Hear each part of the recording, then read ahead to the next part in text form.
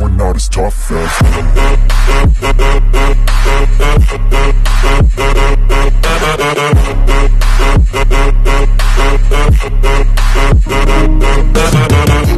Mega love shoutout po mga ka-Wells lovers po na Wells TV Miss Vlog. Ayan na po yung pagpapatuloy po ng aming finishing at saka pagpipintura ng aming bahay.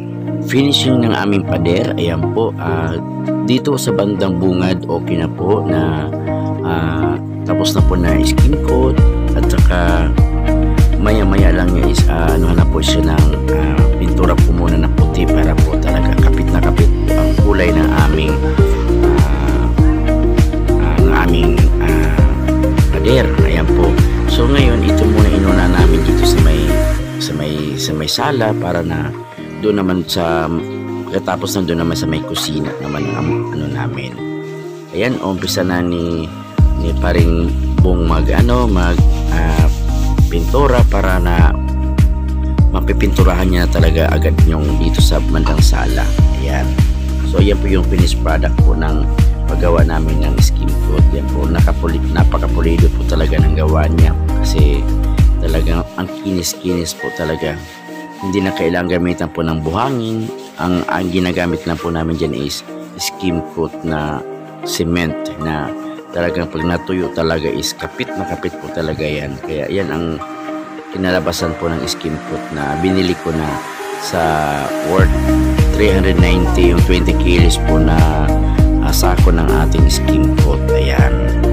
Kayo naman mga ka-Wells lovers, kung gusto nyo talaga mag-finishing yung pader sa loob, kung kailangan po na satisfied po kayo ng yung mga pader na sa kakinisan, dito po kayo sa skin coat kasi sobrang kinis po talaga to.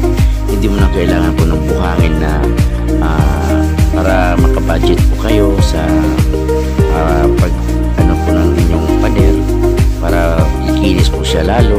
Gamitan nyo po talaga ito ng skin coat kasi yan po talaga ang advice po talaga din sa mga nakakaalam sa karamihan.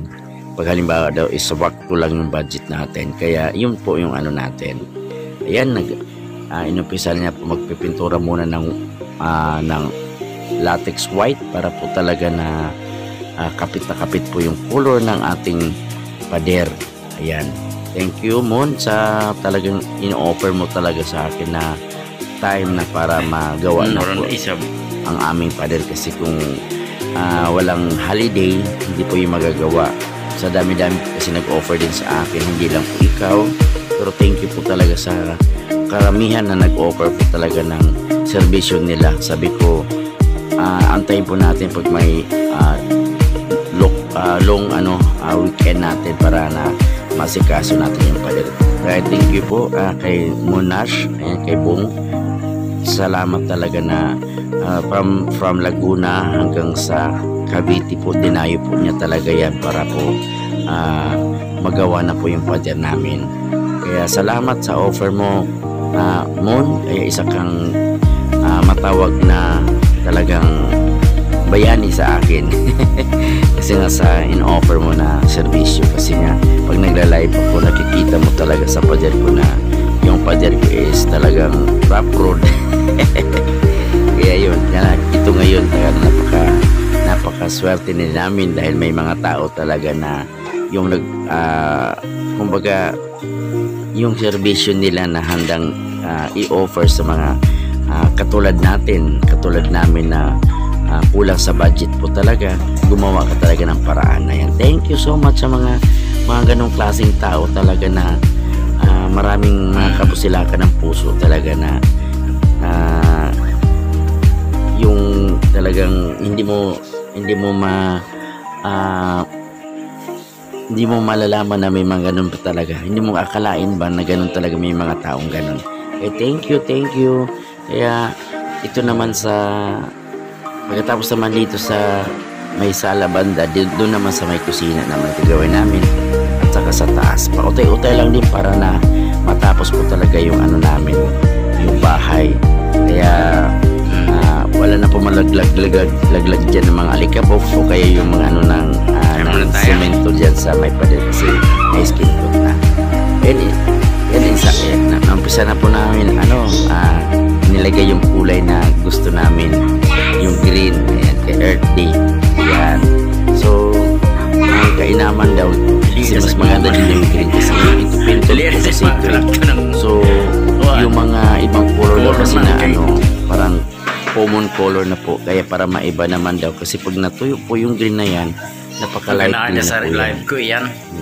Yan din kasi ang pinagpipilian niya kung itong off-white or yung isang gray.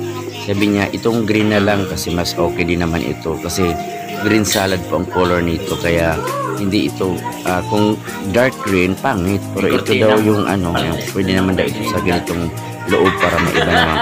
Kaya yung mga kagamitan sa loob para contrast po yung mga color na green, mga black po talaga dapat para litaw na litaw din yung kulay.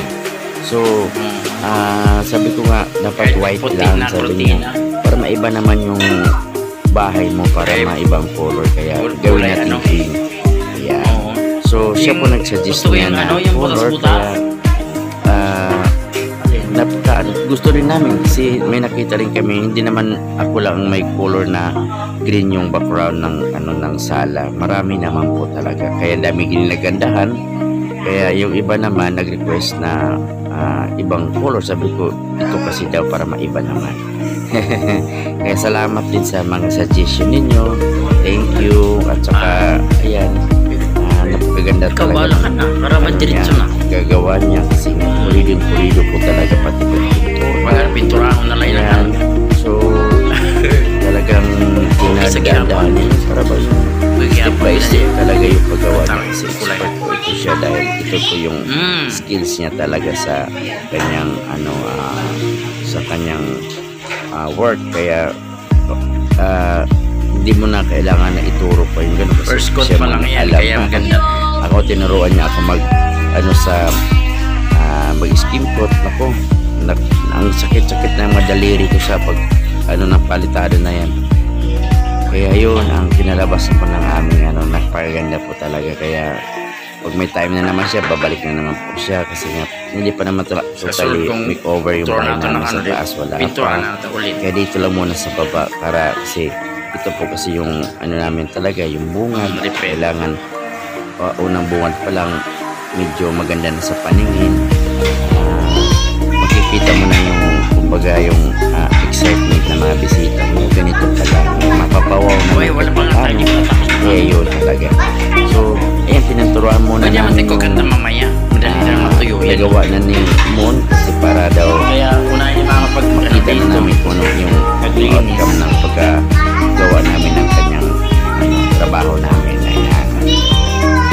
So, ayan, ginawa namin yan ng Sabado, umaga, gabi, hanggang Linggo, hanggang Lunes kasi kasi yun. Kaya yun ang natsambahan din po talaga na napakasarap po ng aming plano na nagawa po namin talaga yung naisingit po talaga sa schedule niya yung pagpunta ng Cavite na gagaling po siya ng Laguna.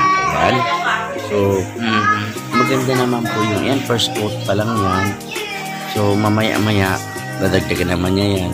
Kaya, sabi niya kasi, ito pag natuyo itong pintura natin ng green, lilitaw at lilitaw yung maganda po talaga. Kasi nga, siya, hindi yung talaga napaka-green. Kasi ito, green salad po yung color ng pintura natin. So, diba? Pati pintura, parang dessert na rin, na green salad. Kaya natutuwa naman talaga kami kasi ang okay naman para sa akin. So, kung halimbawa naman magbago naman kami ng pintura sa sunod na mga taon, makapag na kami ng aming color talaga na paghandaan na namin kasi na-try na namin yung ganyang color para maiba naman. Pag halimbawa magbago na kami ng pintura ulit, ibang color naman namin. Yan. So, galing naman talaga ng aking architect. Ngayon, tagagawa po naman niya kasi talaga sa akin talaga na talagang swak din sa budget talaga yung namin. So, ayun, nakakatuwa naman po talaga. So, kayo kung gusto nyo po talaga din mag-hire ng mga nagpipintura, nagfi-finishing ng pader, pwede nyo akong tawagan, pwede natin i-recommenda siya kasi marami siyang mga suki talaga, dami siyang papagawa sa kanya. Ano yun ang kuryente ng puti? Kontakin natin siya kung gusto nyo talaga yung siya ang gagawa ng inyong pader. Kahit na basta dito sa Metro Manila, pwede naman po siyang tawagan o kaya anuhin natin na ito may nagpapagawa sa'yo kasi willing naman talaga siya. Pag Sabado at saka Linggo may bakanting oras talaga siya. Ayan. So ayan na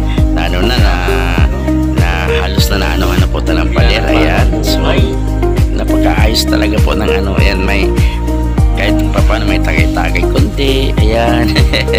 Kasi natapos na po yung namin. Ayan. So thank you mo. Salamat po talaga ng marami ang iyong talagang skills na na-share din sa ating pamamahay na nagawa po natin talaga. Ayan. So thank you so much po sa iyo. Ayan. Salamat. Ayan, sa susunod naman po yung taas naman para po ano na po talaga total talaga namin. Ayan.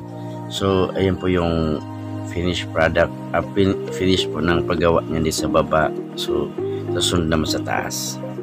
Ayan, salamat po sa inyo mo. Salamat marami tuwang-tuwa po si Kay at tuwang-tuwa po kami sa paggawa mo ng aming tahanan na napaka po talaga. Salamat po sa iyo. Ayan, sa susunod naman ulit, ayan, ikaw pa rin ang kukunin namin pag may bikating oras ka. Sa iyo ko na ipagkatiwala yung tahanan po namin na ito ang total makeover ng aming pader. Ayan po. Tapos papagawa na rin ako ng extension sa labas, yung screen din sa labas, yung grills. Yan po para Ayan, salamat. And yun po, babalik na kami ng Maynila. Ayan.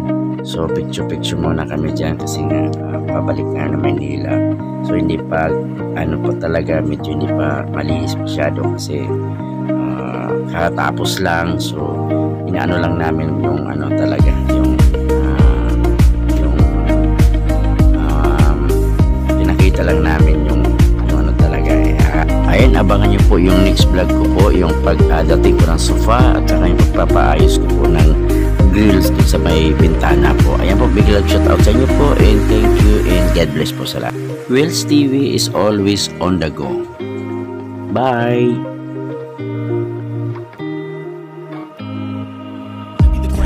Everybody on the fake shit, I look around, feel like everybody is the fakest. I make this every day and I'm impatient, hoping one day I blow up from the basement. Statement, the top is so vacant, I don't hear shit.